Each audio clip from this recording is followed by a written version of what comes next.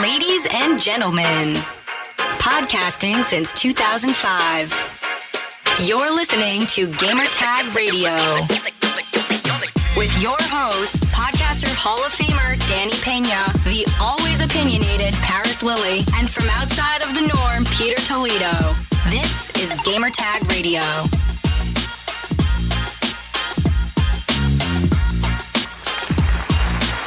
Welcome to another episode of Gamer Tag Radio, and this is your host Danny, and this is episode 966, and I have a special guest here. She hasn't been on in a long time, and she's back, so we could talk about nothing but Nintendo Switch.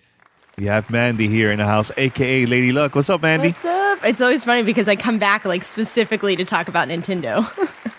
Yeah, that's it. That's it, right? That's right. And there's been a lot of great games coming out for like the past few months. Yeah, they have so a really good. stacked like back half of the year. Yeah. By the way, are you planning to get Luigi Mansion coming out next month? Of course. And it's coming out on Halloween. Okay. Yep. Perfect game for the Halloween, right? The Halloween holiday. So I played it during E3 and it's fantastic. It's so good. So did you play the Nintendo 3DS version? Oh, yeah. Part 2? I played both of the earlier games. They're so good. It's so fun. Yeah, it's really good. So how you been, Mandy? It's been a while before we start talking about Nintendo Switch. You've been busy, right? Busy With everything with life, work, trying to play more games, sometimes succeeding, sometimes failing. So what is it that you always looking for in the game? You know, because I know you're very picky, and I know you've been playing a lot of PC games, but with Nintendo Switch, what is it that you look for in a game before you decide, like, okay, I'm going to buy this game and support? Probably, I've picked up a number of indies over the past few months, and I'd say usually I'm looking for one of two things. Either an interesting enough story, so the premise that they lay out is like, oh, that's or the description they use leads to like interesting mechanics, if that makes sense. Okay. So like especially when you look at like the Switch as a system, is there anything like fun or unusual? And it tends to be that either it's just a fun little story. I've played a couple of neat little indies like that, and every once in a while it's like the premise of what they set up and how you play is interesting. Like I've picked up, I believe it's called The Gardens Between Us, and it's just like the camera view and what you're doing is very casual, but it was like, oh, that like seems really interesting, and I've enjoyed playing it. So I say those are the two things specifically when I'm looking at the Switch.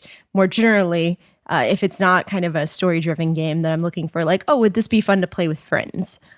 Which is where a lot of the PC games end up, where it's like, oh, here's like a comedic, co-op survival game. This will be great. It will go wrong terribly, but it'll be hilarious. You know which game everybody's telling me to purchase that I'm like, I think I'm going to hit the trigger and just buy it because it's out for the Nintendo Switch. What? Untitled Goose Game. Okay, so I've watched people play this and it's hilarious. I'm not sure if I would enjoy playing it myself in the same way as watching other people play it. If that... It is funny, though. Oh, no, it is. And that's the thing where I'm like, it's super entertaining, but I think for me, a lot of the enjoyment comes from like watching other people react to some of the ridiculous things they do in the game. So I've sat in on a few friends streaming it, and it's just like hilarious to watch them be like, I'm going to be a jerk goose. And then how they try to sort things out and react to the world. And I'm like, oh, this is so great. But then I think about like, okay, if I was playing this by myself, would I have as much fun if it was just me as like watching a friend? Yeah. Well, right now the game is only $14.99 right now. So we'll see. I'll probably will buy it because I just finished a couple games and I don't mind trying it out. So we'll see. Do it. Be a jerk goose. Send us your feedback or questions. Give us a call at 786-273-7GTR. Email us at fanmail@gamertagradio.com or leave a message on speakpipe.com/gamertagradio. So, Mandy, So we have to talk about. Sorry for the background noise. I'm in New York City, so you're gonna hear a lot of, police, ambulance, all The kinds city's of on fire even trains passing perpetually. by. Yeah, I'm in New York, so that's it. Always happens. So, all right. So there's two games that we definitely gonna be talking about on this episode. One is Zelda: The Link's Awakening, which just came out a couple weeks ago for the Switch, and also Astral Chain, which that game came out back in August. End of So August. I just recently, yeah, the end of August, and I just recently, I just finished it last night. So I think let's go with that one first because that game came out a while back, and then we'll talk about Link's Awakening. It's so funny because So- you're like, it came out a while back. I'm like, oh, I was traveling for a show when it came out, so I'm like weeks behind starting that game. It's all good, it's all good. But you've been playing it right here and there. I have been. Right? I have been. The game is developed by Platinum Games, Platinum. and for those that know about Platinum Games, they worked on Bayonetta. They worked on a couple of games, Devil May Cry in the past, and a couple other classics, right? So I saw the game. I'm like, oh, this is probably going to be similar to Bayonetta. And honestly, when I started playing it, Mandy, it's more than just that. It's more than just keeping it like an action adventure game, right? This is, to me, also has like detective work. You have to be like investigating and talking to citizens around the city on depending on the case that you're working on. So you have to do that. Also, one of the unique things about this game is that you also will have legions. Legions is how you could describe this, Mandy? Legions. It's almost. I hate to use this reference, but it's the closest I Okay. can think of. It's Okay. almost like Pokemon or Digimon, where you have like this companion creature that helps you in battle. Okay, that's a good one. That's very close. That's very close. It's not Which is good. 1-to-1, but I can't. Maybe the only other like clue. Well, no, that's still not the same. It's the closest I can think of description. Yeah. But yeah, no, I was like you because Platinum Yeah. has a really great history of games. You know, probably one of my favorites from them was Vanquish and of some of their older games. So I was super excited when I saw this. Like style wise, Platinum's really good at delivering, and honestly, their action sequences are so well done. So well done. Very. So the good thing about legions is you're going to be also controlling them. So in the game, you're going to have different legions that have different gaming mechanics. Some will be like the sword. Some will be more about like the strength that they'll lift like certain items, maybe arrow and etc. and other legions, right? So the game, it feels like the game changes every time you go to like a new level. It feels different. It's like it doesn't feel repetitive in my opinion, right? But I'm loving it, Mandy. I couldn't play right away because I was playing, games like Control and Gears 5. But then I finished those games. I'm like, all right, I'm gonna put 100% into this game, and I'm loving it. I think this is a masterpiece, the best Platinum Games game that they've developed since maybe the first Bayonetta, I think, in my opinion. But it's a fantastic game. Story, I don't know about you, Mandy. I really don't.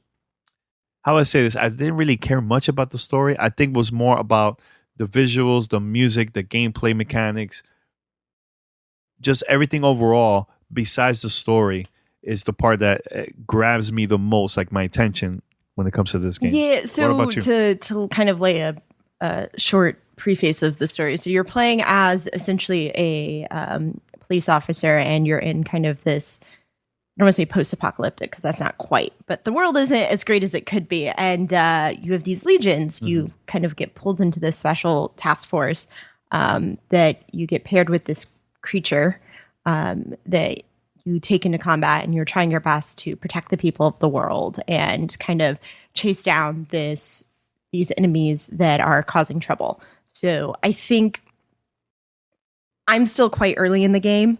I'm only a few hours in. So I would say that the story, I kind of agree with what I've played so far in the sense that like the story is just the vehicle to get me further along. I think I'm much more interested in the world they've created and the places that I'm going and how kind of everything fits together. How did we get here? You know, how do all of these pieces fit together into the world? But yeah, I'd say the main drivers are definitely the action sequences. The combat is very layered with the different types of legions. And I mean, you get a new one or you level up or whatever the case may be, and they send you back to training to learn how to use that again. It does make it a little bit more difficult in the sense of that it's like, oh, there's so many additional things I have to remember because I'm both controlling my own character in combat and then I also have my legion. But I think, I mean, it makes it more complicated and it makes it definitely a very different combat experience and even just navigating the world because you can use your legion to like jump across gaps and find things that you wouldn't otherwise find. So I do like the detective elements of it and, you know, kind of ways in which you're interacting with this world they've put you in. But it's definitely one where I'm like, some of the combat is like, okay, I need a break because there's so many things that you want me to know how to do with this that I like remember 3 and forget the other 5. Yeah, and the good thing too about the game is that you have different type of controls. So let's say this is a type of game that it might be too much for you. You could play the casual side, or if you want the control and just the game overall to be a little bit more difficult, more challenging for you, you also could change that. So you have options. So that's good. There's puzzles in the game too. Yep. Later, Mandy, there's gonna be some puzzles. You're gonna be like, holy F, like what do I have to do here? Like it's very, really challenging. I really, really enjoyed it. But let's talk about the visuals, Mandy, for a Nintendo Switch game. This game is beautiful. Yeah, they chose a very platinum art style. And then they turned it into just the amount of things you can see kind of, I guess, like the world, the stuff that is on screen, like how far it goes, the quality of those, and how all of that comes together in the way that the animations work and stuff. Like their visual style is definitely top tier. And it's actually really fun to watch. Like I get excited when it takes me into like one of those short little action scenes because I can just sit back and enjoy the visual design that they've done and how they've tied all of their animations together. Like it's fun where you're just like, it's very, I think my first impression after getting through like the first 1 or 2 missions was like, oh, their visual design makes this game very intense. You know what is one of my favorite parts of the game, Andy? That I'm probably going to mention this, and you're probably going to be like, "What? You know what? I totally agree." Have you met Lappy yet? Yes. Okay, Yo, I will one say, of the coolest mascot in the game. I will say that there are some very interesting characters in this game. They do a couple things where I can't tell if they're just kind of like having fun or if they're trying to be very Japanese, but there's just I hate to say it that way but it like there's certain things where you're like, this might not go over as well typically with like a Western audience, but then they do it in such a way where you're like, okay, this is kind of ridiculous, but it entertains me. Yeah, look, there's gonna be a character named Lappy. It's a mascot character of the police force, right? And also is in charge of public relations. So she also is gonna be telling you where to go. Like they'll give you like a tour of the location you're gonna be at, the like base. where the headquarters is at. So yeah, of the base. So it's pretty hilarious. I don't know. It's one of my favorite parts. Yeah, I will say that I'll give them credit that they did a really good job of weaving in how their tutorial works. So how it's spread out. It's not locked in the way that a lot of tutorials typically are. And the kind of progression and how they introduce each of the little elements, even like the simple ways that they like weave in having to go back and learn things. So, hey, you've now unlocked abilities you didn't have before. Hey, head back down to the training room and so-and-so will meet you there to run you through this. So it all feels really smooth, and Lappy just kind of introduces a whole portion of that to you in a way that is like, you know, it's comedic without a doubt. But it felt really smooth in how that they brought in all of the pieces for you to kind of understand how all the systems work and the game is set up and the characters that you might need to go to for different things and all of that. It felt like really polished, which tutorials and kind of those intros aren't always that well done. Yeah, another thing I have to bring up is that this is a new IP, and sometimes companies they could have a game that is very successful, or it could be very like pretty bad. It's pretty hard to get attention from the gamers when it comes to like new IPs, because I think usually people are just so used to, okay, there's a new game, there's part 1, part 2, part 3. Okay, let me go buy it. Yeah, but like you also Mandy, have to give credit to Platinum. Yeah. They have a history of doing this. They've definitely they are a top tier studio. So you're right. It is definitely hard to introduce a new IP, and depending on what you're trying to accomplish, I mean, theirs is really a single player story driven game, so that does put them in a different place than somebody trying to introduce like a new IP multiplayer game. But they have a lot of history of doing this. They've, in the sense of either introducing a new world or new characters and making people, really engage with them, obviously to varying levels of financial success. But like they're showing a lot of their great expertise in this game. Yeah, definitely. And right now I already completed, so it took me close to 24 hours to complete the whole game. Yeah, I think I'm only like 4 and I'll hours say in. this, it's okay. I'll say this because this is not a spoiler, but when I completed the game, I thought it was over, and it's not over. That's one thing I will say. You're like, oh, this isn't it. And they're like, plot twist. Yeah. I don't know. I'm making that up. But I don't know about plot twist, but there's more content in the game. Oh, so I'm sure. It's going to take me more than 24 hours now to complete it. I will say, this was one impression I had at the very beginning when they're first introducing you to the various characters, like the first time you go into combat with the Legion and stuff like that. They had this moment where they go through these string of like, I don't want to say poses, but poses. Like they're all like, we've never done this before, but we all somehow know what poses to do in sync. And all I could think was, I was like, this is basically like a strange form of magical girl anime. Because they have like all these poses and they're all in sync. And then like the intro area, once you get through that first thing, they have like, they played the opening theme to their credits. I do like how they did the credits at the beginning of the game. And like, they're like, here's our opening theme song and our closing theme song. And the whole time I'm going like, this is basically like an anime. Yeah, it is. It is. Now, quick question, Mandy. Yes. Quick question before we go to the next game. How was it for you controlling your character in the Legion at first? Because I know the people that are listening, the way how you control your Legion is using the right analog stick. So let's say they have a special power. Let's say it's picking up an item that you want to control your Legion. You go to that item, you press the L trigger, and then press A. They'll lift it, and they'll either throw it to an enemy, throw it somewhere else, whatever you want. So it took me a while to get used to that, in my opinion. It took me a very long time because it was very difficult for me to control my character and the Legion, But after a while, I got used to it, and I became a pro at doing it. What about you? Yeah, I would say that it's definitely just because it's the whole logic of, basically controlling two different characters at the same time on one controller. I definitely found that being able to do most of the things outside of combat, so all of those additional things, like running after a thief that you need to catch and things of that nature, were actually quite easy. It's the layering of the two characters and the controlling of them in combat that I definitely struggled with to start.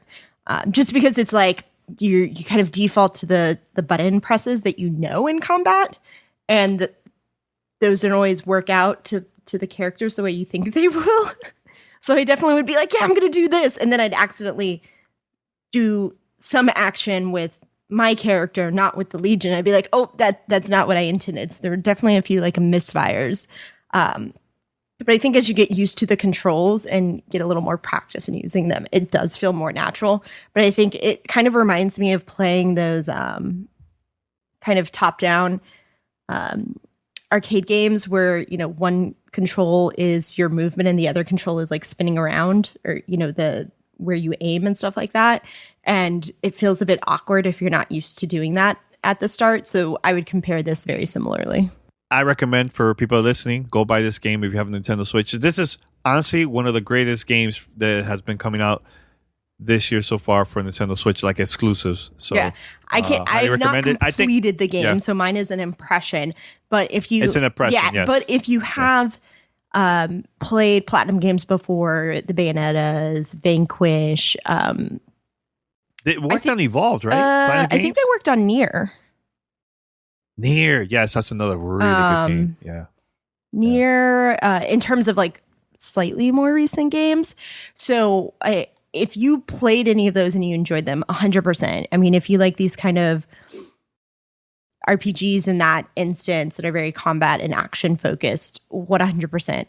The quality of what Platinum makes is definitely top tier and worth it if this type of genre is of your interest. Or if you're not sure, it's always worth giving a try. I can definitely I'm enjoying it. I will be completing the game. I got started a bit later. Yeah. But they're really good at what they do.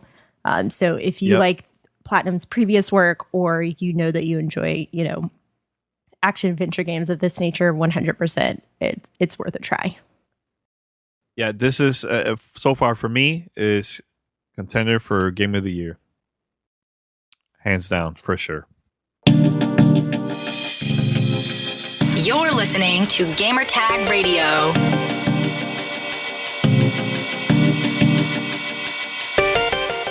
All right, I'm on my way to TwitchCon right now, and I know this is going to be crazy to talk about, but let's talk about the holidays. I know it's super early. We haven't even gotten to Halloween yet. Thanksgiving is coming. Christmas is coming. But I want to get in a word from our sponsor, Candid. And with Candid, they're going to help you this holiday season by allowing you to grin from ear to ear. So no more of those closed mouth photos. And that's why right now I'm getting photo ready using the clear aligners from Candid. Candid's aligners can help straighten your teeth faster than the traditional wire braces. Treatment takes just 6 months on average, and an experienced orthodontist who is licensed in your state creates a custom treatment plan. Matter of fact, I went to our local Candid facility here in San Diego to get my aligners and everything. They're going to show you that 3D preview so you can see how your teeth will look after you're done. Candid aligners are comfortable, removable, and completely invisible. Candid ships your aligners directly to you, so there's no hassle of going to an orthodontist's office, and Candid costs 65% less than braces. And with each aligner purchase, Candid donates $25 to Smile Train, who brings safe 100% free cleft lip and palate treatment to children around the globe. I'm going to have my photo ready smile by the holidays, and you can too.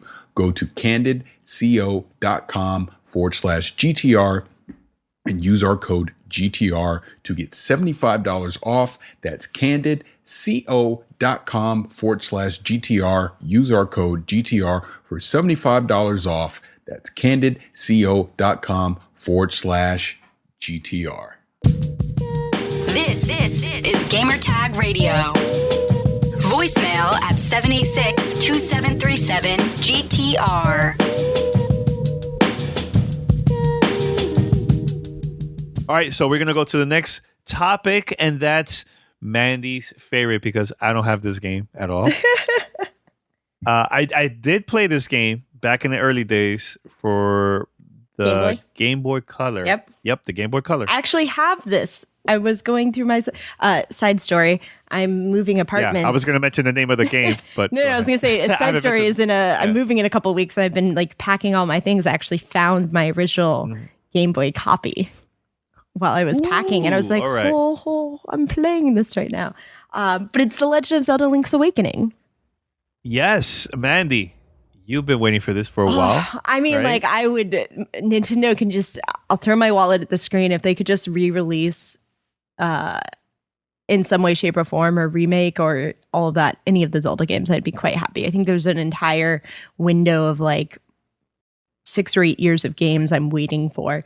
But no, this is great. So this is a reimagining of a originally Game Boy game, Legend of Zelda: Link's Awakening. They did two versions: the original Link's Awakening and Link's Awakening DX. And if you see it while the story and the locations and the characters are the same, they basically remade the game into this new cute Zelda art style. Yeah. So I played the game and I finished the game, the original one. Okay. So is there, and you too, you probably. I mean, it's been a long time, but yes, now. I did. Yeah, it's been a long time. So my question to you, as a person that haven't purchased this game just yet, is this the same exact thing, or they added a couple new things, maybe a couple Easter eggs or something like? Oh, there's definitely Easter eggs for the. Okay, but it's the same exact game. There's nothing new, or just the look that's just different for 2019. I mean, take it with a grain of salt that my memory is a little fuzzy because we're talking about something from the Game Boy days. It's been quite a while. I feel like they have done some upgrades. There's parts where I'm like, I don't remember this, and it's hard for me to say if it's like I don't remember just because my memory is bad, or if they've made enough of a change that it's not 1-to-1 with the game experience. But I think that, just given the time frame from when the original game released to now, that even somebody who had played it before can enjoy playing it again.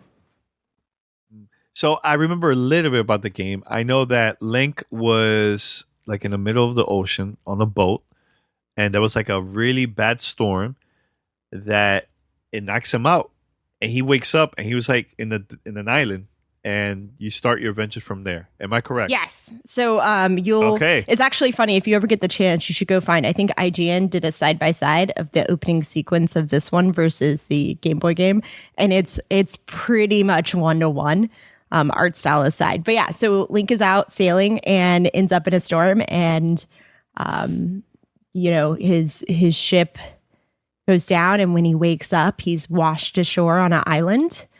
And everybody talks to is like, well, you can't get off the island, but there's a way, you just can't get off it right now.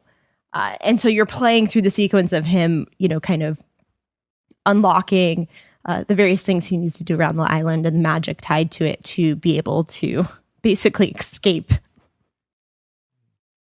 Now, another question for those that have never played this game is, what makes this game different than the previous Zelda game, like that type of style that came back in the days? Against the game back in the days, or against like people that have played Breath of the Wild? Well, that's more open world. Well, I mean, this 3D, is that's different. Kind of open world. I'm talking more. Yeah, but I'm talking about more of like 2D style. Like, I know there's a difference between this and the previous Zelda games that came out for like the NES. Yeah. For Game Boy and everything. So what makes it different, this game? Well, it's kind of like the same exact thing. It's kind of hard to answer in the context of like, I know I'm a super hardcore like Legend of Zelda fangirl, so I want to make sure I'm not just giving an answer. I mean, it's a Zelda experience. Let's just be, upfront about that. If you have never enjoyed Legend of Zelda games, you probably will not enjoy this for all that it's cute. I don't want to say it's easy because it's not. I find that the puzzles are typically more challenging than the combat. But it is definitely a Legend of Zelda game. I don't think that they went out and really like tried to innovate too strongly, because they know that they were recreating something that has been a fan favorite. I mean, the original Link's Awakening came out in 93. So they didn't have to necessarily change up the formula, but I found it cute. They made there's a few Easter eggs. They've made a couple of acknowledgments of themselves, I guess, in some of the dialogue and things that just makes it fun for people who enjoy Zelda games, who enjoy these types of RPGs. I mean, like, I had to laugh because I'm literally there starting, and they're like, what's up, Link? And I'm like, how do they know my name? Literally the opening to the game. And they're like, you're probably wondering how we know your name. And I'm like, oh, they know me so well. Mystery. But no, like I found it enjoyable. I think I'm a couple dungeons in. I like, the world, the art style is really cute. As I said, the puzzles are probably in many cases more challenging than the combat. And it's Link's Awakening without a doubt, but I'm having fun playing it. It's super cute. They're the work they put in to update it and kind of bring it to the Switch was really well done. Yeah, the game's been getting a lot of great reviews so far, so that's good. Really, really positive. So how far are you in the game? Like how many hours you already put in? I didn't check how many hours I was at. I think I'm on the third dungeon right now. Also, it's way more than Astral Chain. Yeah, so I'm decently in. I still have a lot to do.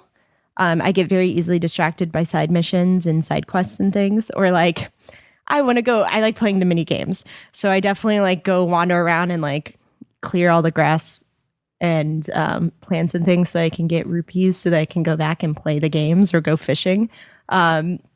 So I get very easily distracted for long periods of time doing that. And then I'll be like, oh yeah, I was supposed to like head to the southwest and like go find an item for this dungeon. Let me go work on that. No, I caveat all of this with obviously I love the Legend of Zelda franchise, and Link's Awakening was definitely a favorite from when I was younger. So with that caveat to start with, it is a Legend of Zelda game. It's a cute, adorable, fun to play, worth your time Legend of Zelda game. But if you don't typically like or enjoy Legend of Zelda, worth it to skip. If you've never played a Legend of Zelda, this is probably a much lighter and easier entry, comparatively speaking, than say a Breath of the Wild, just because we're, the sheer difference in the experiences they made. Like it's open world, but it's not like Breath of the Wild open world, smaller map to explore, things like that. You're still working relatively sequentially through the storyline, in the sense that you can go explore certain areas, but places will be blocked off if you haven't unlocked an ability yet, or you can go into an area, but there's not much you can do there until you progress the story. So if it's somebody who's like, oh, I'd like to try Legend of Zelda, but Breath of the Wild seems a little overwhelming in its size and scale, Link's Awakening is definitely personally, I think an easier entry into the franchise. This game came out after Link to the Past? I'm trying to remember if it did. I think is it after Link? That's a great question, right? That was a really good game for the Super NES. Yeah, I'm pretty sure it was after. I feel like Link to the Past was first, and then it was Link's Awakening. Yeah, because Link to the Past is a bigger game compared to this one. This one's a little bit smaller because it was only for the Game Boy Color and Game Boy back in the day. So it's just like a difference of what the original platform it was. I mean, obviously I haven't completed the current one on Switch, so it's hard to say, how much they kind of grew the experience to better fit for what somebody would expect on, a current platform. But yeah, I was sitting here going like, oh, Link to the Past, which made me think of A Link Between Worlds. But no, I think A Link to the Past was first, and then Link's Awakening was after. Okay. So what else you could tell us about the game before we... Fishing is fun. Oh, that's always fun. It's one of those where like I'm still stuck on like how kind of adorably they've touched up the art and things. But yeah, I mean, I definitely got stuck. The first dungeon, I don't want to say it was easy, but it was pretty easy. The second dungeon, the puzzles definitely got me. In the sense that like occasionally I would get lost and be like, I'm missing something, and like running around being like, what is it? So like taking a step back and trying to solve the puzzle, like, all right, hold on a second. What am I supposed to be doing here? But yeah, a lot of the mini games are cute. I mean, there's definitely, as is typical with Zelda games, there's a lot of little things that you'll see around the world where you're like, oh, I can't get to that yet because I don't have the ability or the item, but you see it and you can come back to it later. So there's definitely kind of this encouragement of moving between the different areas of the map and what have you. It's, I don't know, it's fun. I enjoy it, but I also love Legend of Zelda. So it's like this nice little fun lighter Zelda experience compared to kind of the pressure of playing a Breath of the Wild. And it's also a nice like filler when you think about the fact that they've announced Breath of the Wild 2. So it's like, oh, this is like something light. And it kind of gives me hope that if it sells really well, they might consider bringing in some of the other Zelda games. So I'd love to see Wind Waker. I'd love to see Twilight Princess. A bunch of them make their way onto the Switch. Yeah. So you've been playing it also like portable and TV? Yes. So it's actually funny because it's good. Yeah. I feel like between just because of the art and the like how cute they are and like some of the sequences, I actually have enjoyed playing both Zelda and Astral Chain more on the TV. That's not to say that I haven't played them handheld and that they're not enjoyable there. But like just visually, it's so much fun to put it onto the larger screen.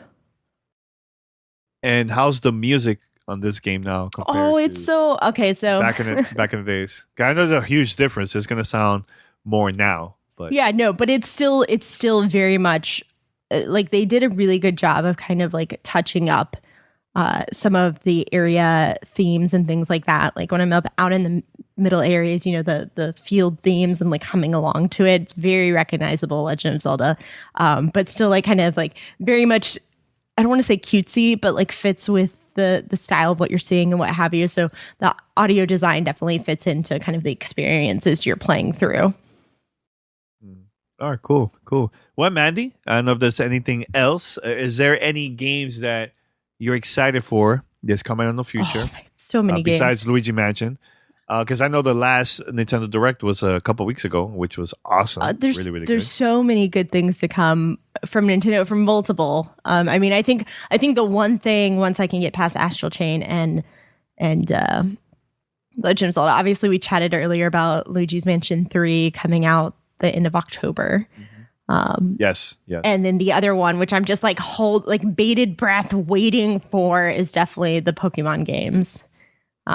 That's also in October, right? Or mid-November, I think the 16th.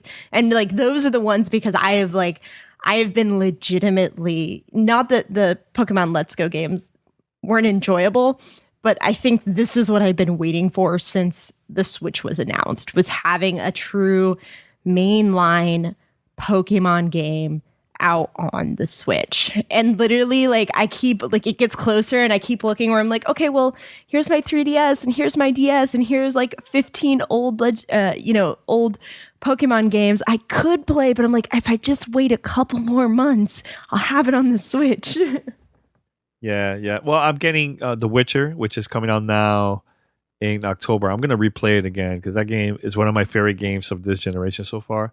So playing on the Switch on the go, perfect for me. I'd definitely be interested to hear your opinion comparing it to like playing it on the other consoles. Yeah, definitely. I'm getting also Luigi Mansion, of course. I mentioned that. I'm not getting Pokemon. I'm not really into a Pokemon guy. I tried in the past. It's cool and all, but it's just not for me. Yeah, it's a very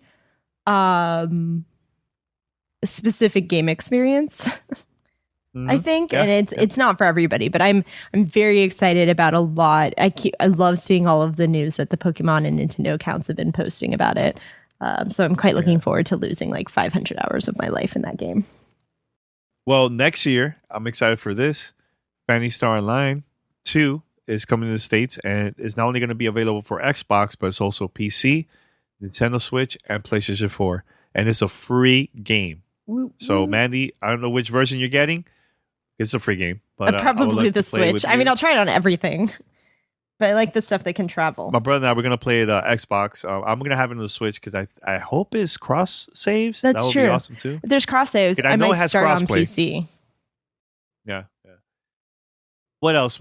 Oh, man, I'm trying to remember if there's any other games that's coming out this year. Well, that product that they just announced, that it's like Wii Fit / the ring Final thing? Fantasy. It's basically Wii Fit 2.0. Yeah, but it has that Final Fantasy JRPG mechanics, gaming mechanics too. Yeah, I was gonna say like it was funny to see. Not sure it's for me, although I like have this image of the Wii Fit trainer continuously now that I've seen it. But yeah, that's interesting. One of the really cute indie games that I really liked. It's out on PC now, or the sequel is out on PC, but it's coming to Switch next month. Cat Quest 2. Okay. If you like cat puns, Cat Quest is adorable, and the second game will be out. I think, like I said, I think it's already out on PC, but it'll be coming out to the other platforms, including the Switch next month. So I'm super stoked about that. I have a question. Go. Have you played Ori and the Blind Forest on Xbox? I have played it on Xbox. I did not complete it. Okay, it's available on the Switch. Yeah, it's actually on my wish list, but I'm like, okay, once I get through a couple of these games, I'll go play that next. It's funny because I've been playing Astral Chain and Zelda. I actually at the same time picked up, they released the remake for Ni no Kuni, Wrath of the White Witch. And I bought it on the Switch as well. So, but yeah, it's a lot of games. Oh, but another one I forgot, Mandy. Overwatch. That's another one. It's coming out this month, in October. Yes. I mean, everybody else can enjoy it. You're into that? I like that. It's game. funny. Like I've played it a few times on PC when they've had like free weekends, but like, yeah, it's not for you. Yeah, it's one of those where I'm like, on principle, I like the idea, but I've kind of moved away from those, strictly PvP shooters, I should say, because I play a lot of Rocket League, which is all PvP as well. Have you purchased a Mario Maker 2? That's a fantastic. No, so that's one that I 100% enjoy watching other people play more than I enjoy playing myself. Okay. Yeah, I've still played, and it was cool showing it to my nephews because they love like designing levels and everything. So it's really good. It's really, really good. I think so. Anything else, Mandy? Oh, the Super Nintendo app came out. That's right. It has me hope for more of those. Yeah, I have that one on mine. I started playing a few of the games.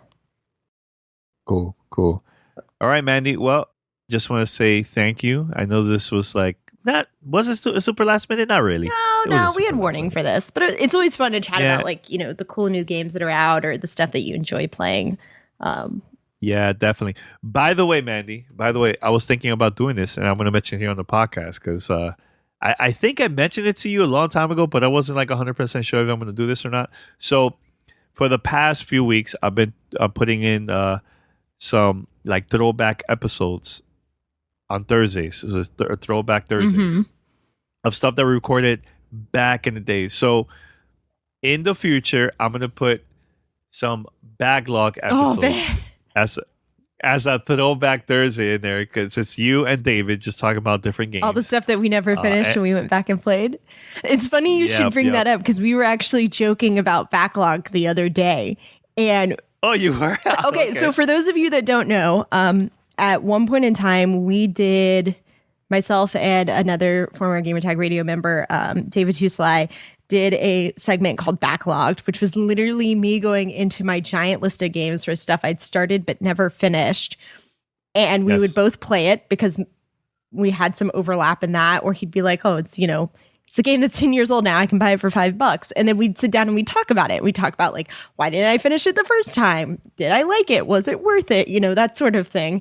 And the context for this is we actually had made a spreadsheet for tracking what games were on the list. There were a few I had completed that he hadn't, a few he'd completed that I haven't, and we'd go through and we'd color code it. So once we'd finish a game, we'd be like, here's the date we started it, here's the date we were both finished, here's the date we recorded backlogged, and we'd color it and be like, this one's done. And we ironically talking about it in like the last week and a half, 2 weeks, chatting, both of us went into the spreadsheet and we're like, we should start a new list. That is so funny. But for a lot of people don't know about this. That episode, that podcast was only available on the podcast app of Gamertag Radio. Yes. Like you will not get it on iTunes, nowhere else, no Spotify, nowhere. It was strictly for the Gamertag Radio app. And they were like shorter episodes. We usually try to keep it about like 20 minutes and stuff too. Yeah. But it was actually pretty good. I really enjoyed listening to it. It was well, good. It was funny too because it was like really comedic. Like, why did you not finish this if you started and be like, oh, well, I got stuck on a level and just never went back to it, and like silly things like that. Yeah. So I'm going to do that. I'm going to post some of the episodes on the podcast. Yeah. Take it back and listen to it. It's really cool to go back and listen to like the old episodes and, our our review and feedback from back in the days. There's some during good the time ones. when There's it like came some out. really good older episodes. Yeah. So stay tuned. That's coming up very, very soon here at Gamer Tag Radio. So I'm going to be posting it. So, but Mandy, thank you so much. Mandy, you want to mention your social media so people could follow you? Of course. If you guys want to check out or chat with me, you can find me on Twitter at LadyLuck34, as well as in the Gamertag Radio Discord. More than happy to argue or chat or squabble or whatever the case may be, or pick a fight with Paris, whatever you want to do. Yes. Yes. I can do all of that. Yeah. So if you want to join our Discord, go to discord.gg/GTR. That's discord.gg/GTR. And the good thing about it, you can use your phone, tablet, PC, Mac, doesn't matter. You can join and talk to our community worldwide. And let's keep it active because everybody's always talking about something there. It could be about fitness, about games, about news, conferences, everything. It's really good. So, Mandy, just want to say thank you for joining this episode. And hopefully we could join next time on a future episode. We could talk about other games. Maybe we could talk about Pokemon because I don't know. Oh, man, that's going to be good. I'll be your guys' Pokemon person. I think of all of the crew, I'm really like the one that plays Pokemon. Yes. Well, actually, it was you and Patrick. That's right. Right. But like you, I feel like you, Pete, Paris, the three of you weren't really Pokemon players. No, I tried it. Well, actually, the only one that I played it for a very long time was the Pokemon Go app. Yeah. Yeah, I was playing that a lot for a long time.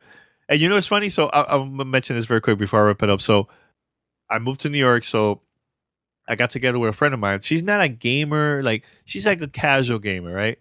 But she plays Pokemon Go a lot still to this day. So we were like having coffee in downtown, and she was like, "Oh my God, Danny, can we go to be part of a raid? Because it's gonna start in a few minutes. I think we have time to get there." We're like, "Sure, let's go."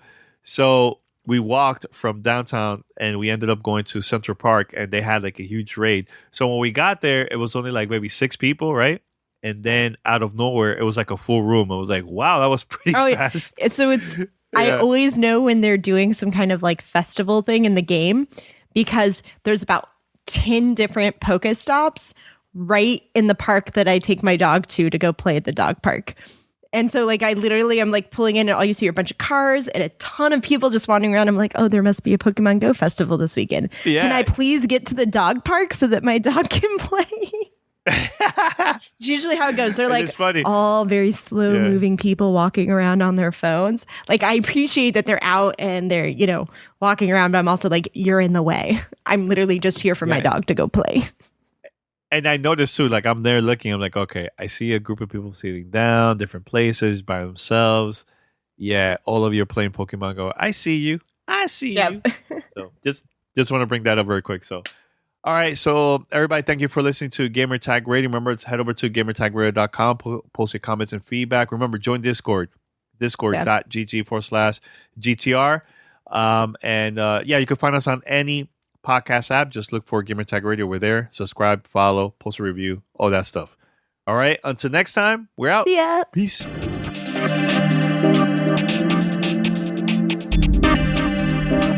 Thanks for listening to Gamer Tag Radio. Be sure to like us on Facebook and follow us on Twitter.